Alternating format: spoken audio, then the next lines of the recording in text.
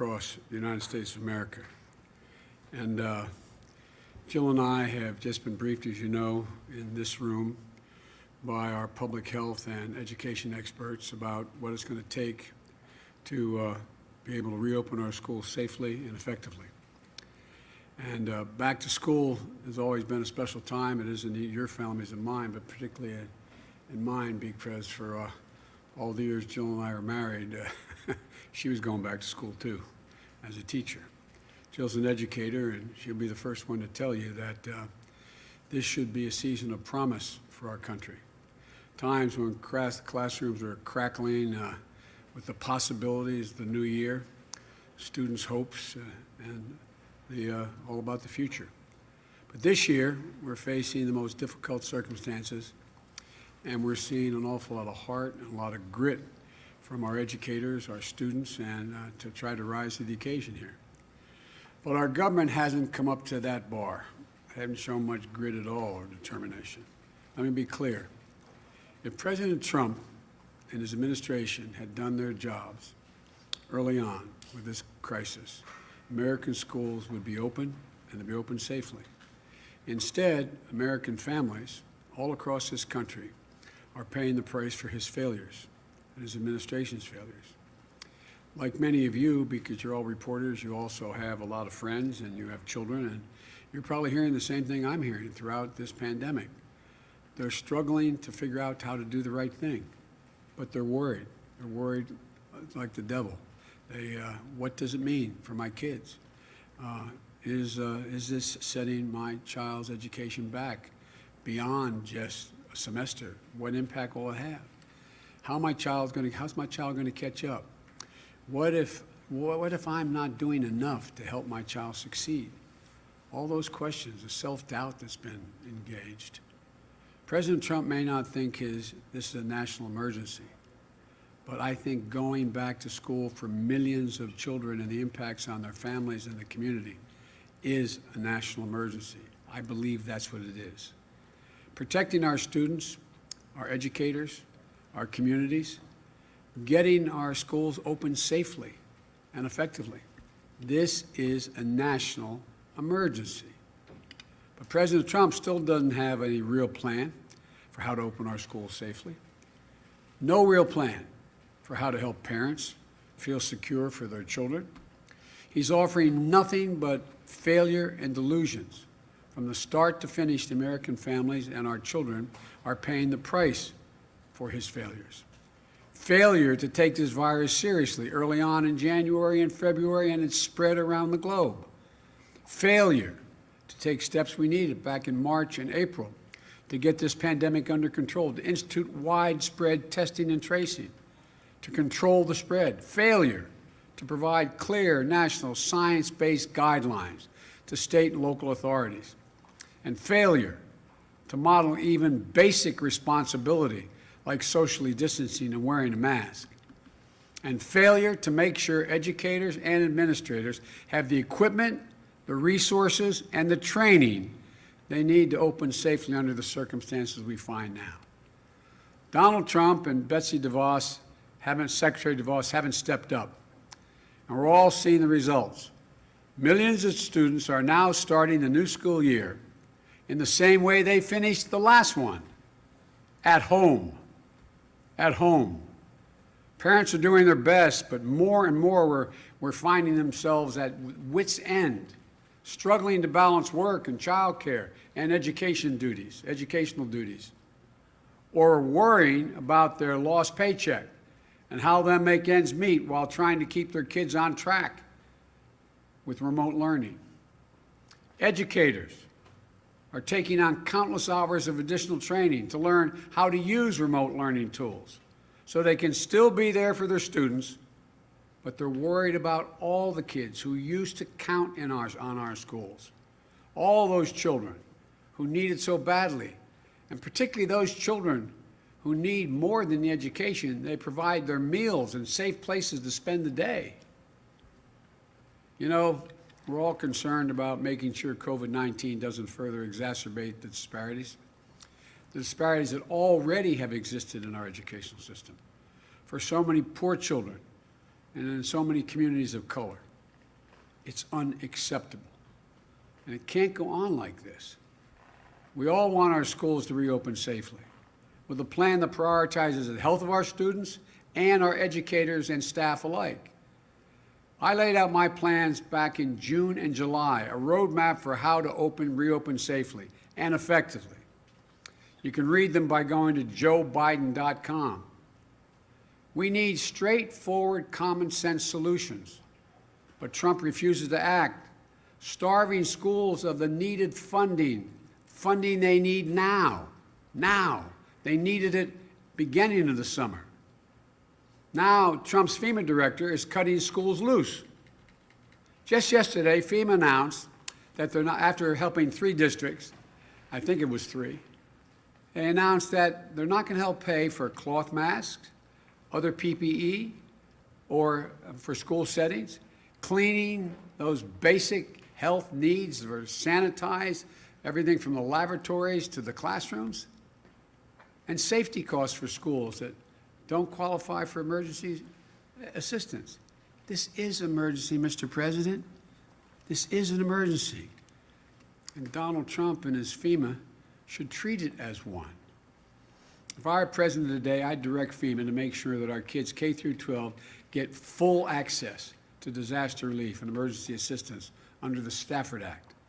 I'd make sure that PPE and sanitation supplies for school qualify as emergency protective measures, which is a phrase they use, to fully be eligible for federal assistance. On top of that, I'd be working with the leaders of Congress now, today, to pass emergency packages for schools so they have the resources they need in order to be able to open safely. Money for ventilation. I heard that a lot when I had all those healthcare experts up on the Zoom. Money for ventilation and other health measures, but also more money to hire more teachers. Every recommendation we got was they should be dividing into pods, smaller classes. Smaller classes mean more educators are needed. Keeping classes socially distanced, small. Money for more psychologists and counselors. I introduced legislation a long time ago I proposed legislation a long time ago. We have one school psychologist every 1,507 children in school. And the health care, the mental health that our children need now, the anxiety they're feeling at home, in going to school, not being able to go to school. The nation's superintendents of schools have estimated that they'll need at least $200 billion to support K through 12 schools throughout the year for safe reopening. And we need the money to hire educators as well for our four-year colleges and universities, for community colleges, for HBCUs, for minority-serving institutions. Democratic leaders are ready to get this done. They've already proposed such legislation. Mr. President, where are you?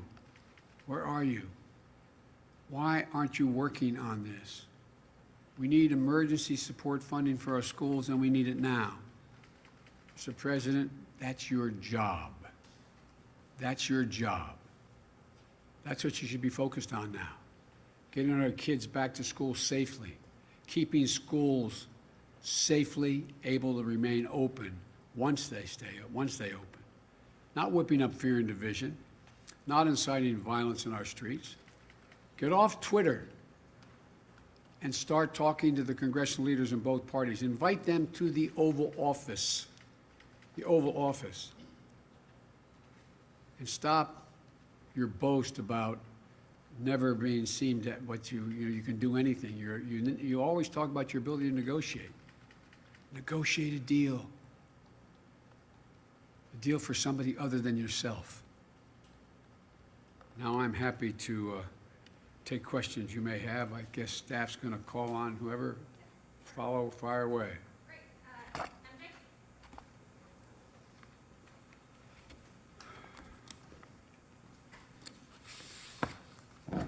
Thank you, Mr. Vice President.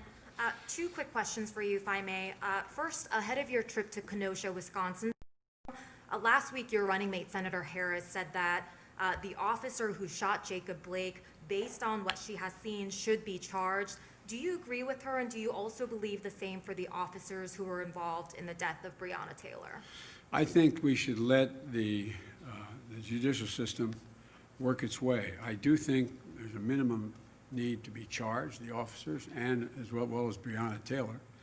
And I might add, by the way, I think what happened in Portland, where one of the Trump guys riding along in vans inciting response is shooting rubber bullets, I guess, or paintballs. Apparently there was someone shot by someone in the crowd with a bullet killed. I think that person should meet the legal requirements that whatever that calls for. We should be investigated, and it should follow through on what needs to be done. Let the judicial system work. Let's make sure justice is done.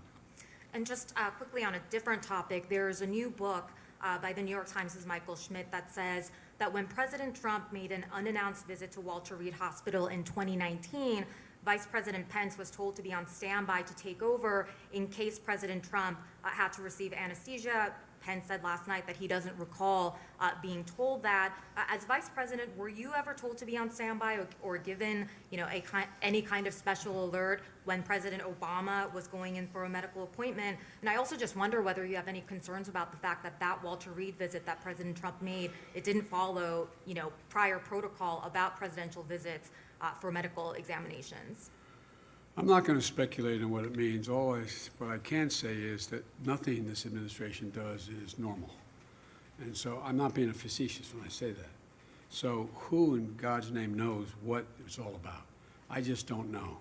I don't know, and I'm not going to speculate. I'll let the experts do that. And the only time that I have been on notice is when the president's out of the country and I'm in the country. Not that I should wait for something to immediately be aware of anything, but that's something that might be called for. It wasn't called for. Thank you.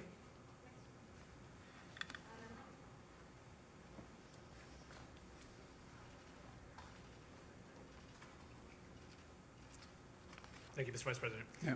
On this visit to Kenosha tomorrow, local Democratic officials, including the governor, had previously discouraged President Trump from visiting. And just yesterday, the president of the local NAACP said he didn't want to see either of the candidates, including yourself, visit, that this is such a sensitive situation in the city. Why is now the right time for you to go to Kenosha, and what do you hope to accomplish tomorrow? Well, we've spoken to all the leaders up there, and although I have an outstanding call with the governor, we dealt with the staff, because, and there's been overwhelming requests that I do come, because what we want to do is we got to heal, we got to put things together, bring people together.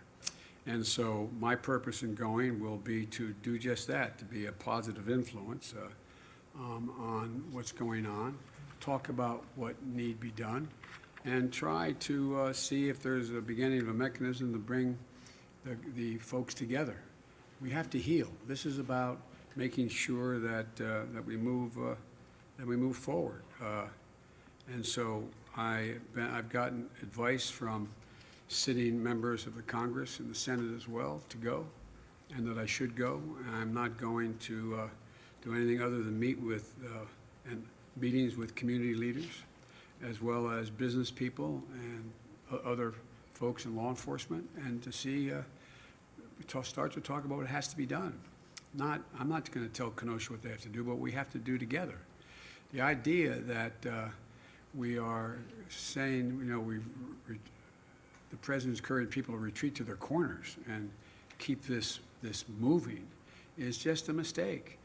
I've spent my whole life, including in this city you're in right now, bringing people together, bringing the community and police officers together, bringing business leaders and civic leaders together. And so that's my purpose in going. And on the fact that you're traveling to Wisconsin at all, I believe this is only the third time in the last few months since the onset of the pandemic that you'll be on a plane. You've talked about how you want to make sure you follow all the advice of your doctors in terms of campaigning safely. But the question we keep hearing from voters, from others, is why aren't you out there more? You may be aware the president was calling into question your campaign schedule today. How far are you willing to push the envelope of what's safe in order to get your message out and to be among the voters, speak to them directly? Well, I think my message is getting out based on what all the polling data shows and the millions of people who've watched what I've had to say and the circumstance in which I've said it. But I would like to get out more, but I think a president has a responsibility to set examples, set the right example for how to get out. Not go out and not wear a mask, and not to have large crowds of people standing next to one another not wearing masks, not being the potential cauldron for significant outbreaks of COVID. And so what I've done is I've met with, via what I did this morning with the medical experts. And so we've worked out a protocol where how I get in the plane, what kind of plane I get on, how it's sanitized, how I engage people. It's like when I'm engaging all of you everywhere I go. It's always at a safe distance, and everybody's wearing masks. And the vast majority of people that I'm meeting with that come into my home and staff and the like, they're all tested as well. So I'm just trying to set the example. Wearing the protective gear, a mask, which I have with me. I'm able at this distance to take it off, number one. Number two, making sure that we proceed in a way with adequate social distancing and do it the right way. And last quickly, they announced the format and the moderators of the presidential debates today. NBC's Kristen Welker batting cleanup for that last presidential debate. Is there anything, you've said you'll participate, is there anything that could dissuade you from participating, and how have you begun to prepare? Well, I've begun to prepare by going over what the president has said, the multiple lies he's told. What I'd love to have is a crawler at the bottom of the screen, a fact checker, when we speak. If we really wanted to do something, I think that would make a great, great debate if everything both of us said was instantly fact checked by an agreed to group of people out there that we move forward. But that probably wouldn't get very far in the debate. No, I'm looking forward to debating the president, and I'm going to lay out as clearly as I can what I think we have to do.